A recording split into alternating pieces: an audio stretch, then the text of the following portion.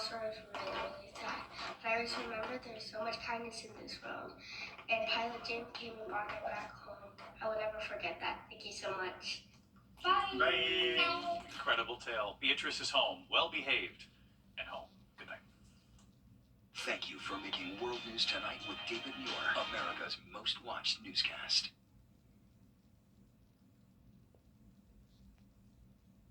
It's getting much hotter as we go into Friday and the weekend. We have issued Viper 6 alert dates for Friday and Saturday, as our high temperatures will be around 100 degrees and the heat index well over 100 degrees. I'll have all those details coming up. Right now on News Channel 6 at 7, the community of Wagner mourning the loss of a beloved teacher. Details on the tragedy in South Carolina. Plus, a local high school player is home after getting hurt during a recent football game. His mom shares his recovery process. And an interactive playground inspired by nature coming to Columbia County. And your News at 7 starts now. Live from Television Park, this is WJBF News Channel 6 at 7. Good evening, everyone. You're watching News Channel 6 at 7. I'm Pete Griffin. Thanks so much for joining us. Coverage you can count on begins as a community is mourning the loss of a local teacher after she was killed in a freak accident. The woman, identified as Janelle Robinson, was hit by a falling power pole after a work truck hit some power lines in Wagner and pulled down the power poles. Bria Smith spent the day with some people who knew Robinson and has a look at how she'll be remembered. Janelle Robinson was a teacher here at Wagner Sally High School, and students, staff, and people who knew her are in shock today as they grieve the loss of beloved teacher, daughter, and friend. Savibra Sampson's daughter is a freshman at Wagner Sally High School. Ms. Robinson was her social studies teacher. Sampson tells me it seems like the whole town is feeling the loss. Now, parents say they'll do their best to comfort their children and the rest of the War Eagle family as they move forward, honoring Miss Robinson. And to me, every time I came in encounter with her, she's always been happy to me. So, I mean, that's how I took her. Someone who was happy and was joy, full of life. The Wagner Sally Friday night football game and school open house have been canceled to honor Robinson. In Wagner, Bria Smith, WJBF, News Channel 6. Time now for first a look at our weather, and meteorologist Jenna Petracci joins us now with more on this heat we had today, but I think things are about to get hotter. Yeah, believe it or not, the past couple of days have actually been pretty cool compared to what's coming. We're going to deal with big time summer heat starting tomorrow, continuing into the weekend. It was another nice and dry day. We actually had a few storms pop up just to the north of the CSRA. A couple of those severe. We're seeing one severe storm right now just to the east of Atlanta, but these storms are not making it into the CSRA. We have high pressure still in control despite that weak disturbance across our area, just bringing a few storms and clouds. But notice on our water vapor loop, for the majority of us, still under the very dry conditions, and that means dew points are only around 60 degrees in some spots. 70 though in Sandersville, but look at that, just to the south of it, 60 in Wrightsville, 68 in Louisville, 65 in Waynesboro, a little bit more moisture anywhere from McCormick down into Crawfordville, but for the most part, those dry conditions are making for a nice sunny day, not a cloud in the sky on our Terry Lambert Hyundai Skyview Cam in Swainsboro. We're dropping into the upper 80s now in some locations, 88 in Augusta, but 93 still in Louisville. Aiken, you're at 91, 93 in Wrightsville, and 90 degrees in Waynesboro. Still seeing the triple-digit heat index in some spots as well. 100 in McCormick, 102 in Thompson, but only feeling like 95 in Aiken, so we'll take it. A little bit breezy as well. We have a south wind coming in, 7 miles per hour in Lincolnton, Washington, Augusta, 9 in Aiken. Our high temperature today was 93 degrees. A cooler start to the day as well at 65, but that won't be the case tomorrow. We have a Viper 6 alert day. We possibly will reach our records or possibly even beat them for both our Friday and Saturday, and no surprise that there is another heat advisory in effect for tomorrow as well, as that heat index will reach 108. I'll have all the details on your forecast coming up, but back to you, Dee. All right, thanks so much. We'll see you then. We're learning new details about the North Augusta football player taken off the field on a stretcher at last week's game against Evans. News Channel 6's Graham Lee has the story. Some heart-stopping moments last Friday night as senior Walker Robinson collapsed to the ground, knocked unconscious after a collision with teammate Alex Powell. Robinson's parents are speaking out 6 days after the incident. During the actual moment, it was very surreal, dreamlike. I was there, but I wasn't. When you see him motionless and on the field, you know, in my mind, you know, I was saying, get up, and he wasn't. Their son fractured 3 vertebrae in the upper part of the spine and also suffered a severe concussion. After 24 hours in the hospital, he returned home. And since then, they say the support has been tremendous. We had, not only friends and family praying for us, we had the whole community praying for us and for Walker. And it's amazing. I see God all over this. Incidents like Walker's turn the spotlight to safety in high school sports. Dr. Robert Gambrell says you can never predict these things happening, but medical teams must be prepared. It's very important to have an emergency action plan in place, so that when somebody does get hurt, all the parties responsible know what steps to take to get them the care that they need. And the Robinsons say that Walker got that quality care, but they've learned some valuable lessons from this experience. Don't take life for granted.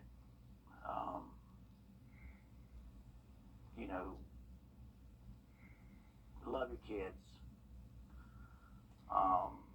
Support your kids, because you never know when something like this is going to happen. When he can, he'll be there on the sidelines, cheering them on, and he'll be back. He'll be back. Walker can't play for at least the next 4 to 6 weeks. He's also out of school this week, but if things get better, they are hoping he will return to the classroom next week, and we wish him the best. Well, Aiken will soon have a new mayor after a recount of the very close race. Only 14 votes separated the challenger, Teddy Milner, and the incumbent, Mayor Rick Osmond. Anything less than 1% triggers an automatic recount following certification. Election officials recounted all 4,261 ballots. The original tally still stands. There's no reason to think of something was amiss, and we are certain of the election results now. But the process has worked, and we're continuing on. And while we hope it always goes this way, we make sure at the same time. Milner will be unopposed in the November general election, but voters will still be able to vote for write-in candidates. If she's still determined to be the winner, she will take office at the end of November. Well, your kids will soon be able to learn about nature while having fun in a Columbia County park. Hannah Latier shows us what's to come. 3 nature-themed interactive playgrounds are coming to Martinez Park, which is connected to Blanchard Park. This is something totally different than any playground we have in the county. And this, basically, you can bring your kids out here, you can get them out into nature, walking the trails, and along the way utilize the playground. So this is something totally unique. The playgrounds are targeted toward people of all ages and will feature hand-painted designs of animals native to Georgia. This one is based upon fallen trees and logs and rocks for the kids to climb around on.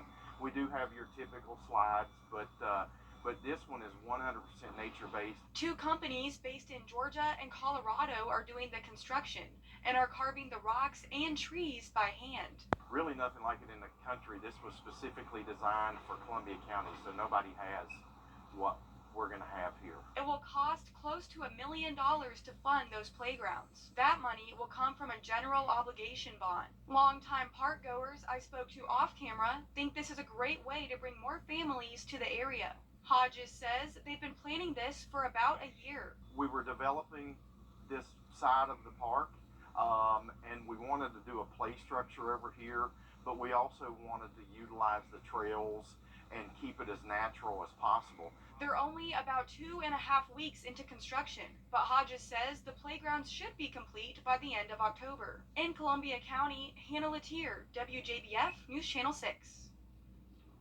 They're also building a dog park near their new playgrounds. Hodges says this should be completed around the same time. Well, with South Carolina's new abortion ban now in effect, or 2 separate periods of time.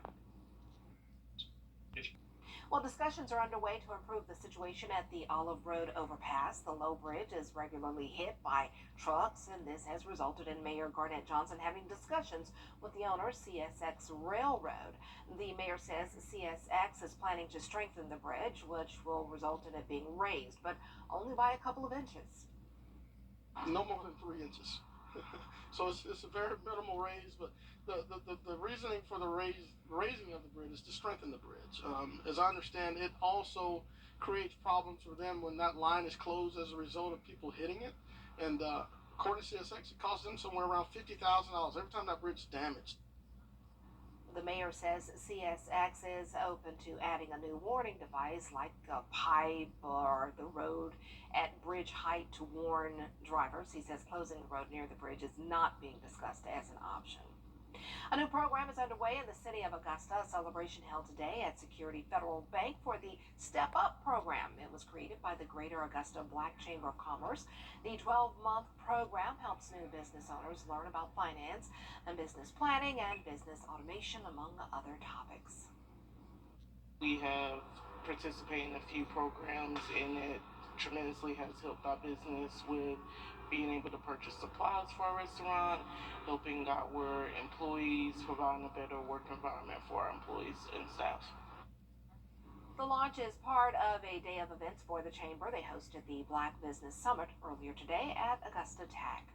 Up next, COVID numbers rising again. We'll tell you what healthcare professionals are recommending for safety after this break. In the making, get exclusive offers on the Hardee's app. The CDC is reporting an uptick in COVID-19 cases across the country. Health officials are recommending families be proactive to protect themselves going into the fall. Raquel Martin has the story. COVID-19 cases are back on the rise. The CDC reports a more than 20% increase in COVID-19 hospitalizations since the previous week. Still not at the same level that we saw, for example, even a year ago. But it is an increase, and it's a reminder that COVID-19 will be with us. Dr. Nirav Shah is the principal deputy director at the CDC. To avoid an infection, he's recommending families get the updated vaccine when it's released next month.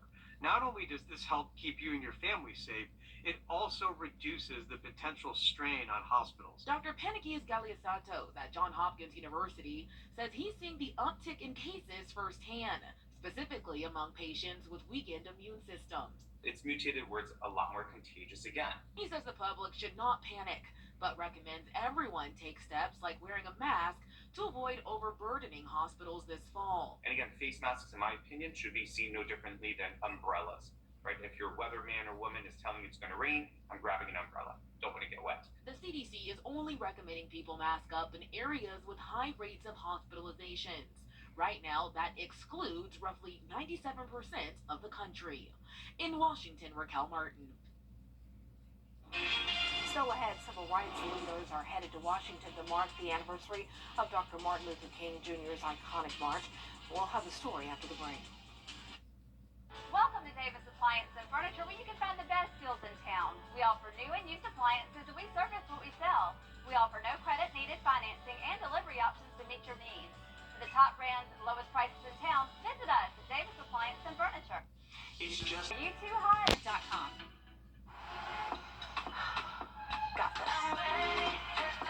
Fund your brave in a Ford Escape. Now get 2.9 APR financing for 60 months plus 1,000 cash back on Ford Escape. Are you too hot? Beat the summer heat with a window AC unit from Davis Appliance and Furniture for as low as $299. We offer a cool, no credit needed financing options to meet your needs. For the brands you trust at the lowest prices in town, visit us at Davis Appliance and Furniture. Now, your most accurate forecast with WJBF Live Viper 6. Good Thursday evening. It's been another dry and sunny day. Looking good on our Terry Lambert Hyundai Skyview cam over in Waynesboro as that sun is getting ready to set. We're falling into the upper 80s, sitting at 88 in Augusta with a southeast wind of 7 miles per hour. Only feeling like like 93, definitely not as bad as it could be. Around the CSRA, we're still seeing a lot of spots in those low 90s, such as Sparta, right at 90, 90 in Lincolnton, 92 in Edgefield, Aiken, you're at 91, and 88 in Allendale, 89 in Sylvania. We have a decent spread of dew points, definitely a little bit more moisture in certain spots, 72 in Sylvania, but only 63 is that dew point right next door in Swainsboro, 61 in Wrightsville. So in return, the heat index isn't too high today. However, we did still see some triple digits and still hanging on to that 100-degree mark in Thompson, but for the most part, feeling like those mid-90s. So we do have a weak disturbance across the area. This is forming a few storms, but they're all falling apart before they make it to the CSRA, and that's because this high pressure is really still in control, keeping the dry air across our area, just a little bit more moisture up in northeast Georgia. So this dome of high pressure is taking over, bringing potentially record heat across much of the nation tomorrow. So we have issued a Viper 6 alert day, and you can see all those heat alerts. This pink color is an excessive heat warning, but for our neck of the woods, we have a heat advisory. No surprise there. This is when the heat index is up to 108 degrees. Really, the entire CSRA going to have that extreme heat. It's just our western counties have a different criteria. Now, over the next few days, we will be right around that 100-degree mark, a little bit cooler on Sunday, but still that heat index anywhere from 105 to 110, and it's possible we could tie, maybe even break our records for both Friday and Saturday. Interestingly enough, the forecast high matches the record highs for both days. Now, we have a big variety of temperatures though, so this major heat will not last for long. In fact, we'll be in the mid to upper 80s, believe it or not, all of next week. Now, in addition to the major heat, we've also been watching the very active tropics. We have Tropical Storm Franklin that made landfall yesterday in the Dominican Republic and is now entering the very hot water of the Atlantic Ocean, and that's causing it to strengthen. Winds are at 60 miles per hour, and I'm expecting that to become a Category 2 hurricane by the weekend. Luckily, though, we'll be staying out to sea, but what I really want us to keep an eye on is this disturbance down around Honduras. This is going to eventually travel into the Gulf of Mexico. It's still a question, though, of where exactly it's going to go and how strong it will get, but this definitely could impact our forecast as we go into the middle of next week, so we'll keep you updated on that. In the meantime, though, a nice sunny day tomorrow. I'm still seeing that trough across the area, but really not expecting any storms to influence us. What we do need to watch, though, is this cold front that'll sag down on Saturday and then will stall out in our area, bringing rounds of showers and thunderstorms from Saturday night into our Sunday. The good news, though, is that this system that's part of an upper level trough will help drive Franklin out to sea. So that's why I'm not expecting Franklin to come on shore. Now, our lows tonight will be anywhere from the upper 60s to low 70s. Highs tomorrow, very hot to say the least. 98 in some spots, 99 in others. Your 10-day forecast showing that Viper 6 alert day for both your Friday and Saturday. The difference from Saturday is that that's when we finally bring in a chance of rain for the first time all week. 20% chance for your evening, going up to 40% on Sunday. And next week, those rain chances continue to increase as our temperatures go down. We'll be in the mid to upper 80s for the majority of next week. And we'll be right back.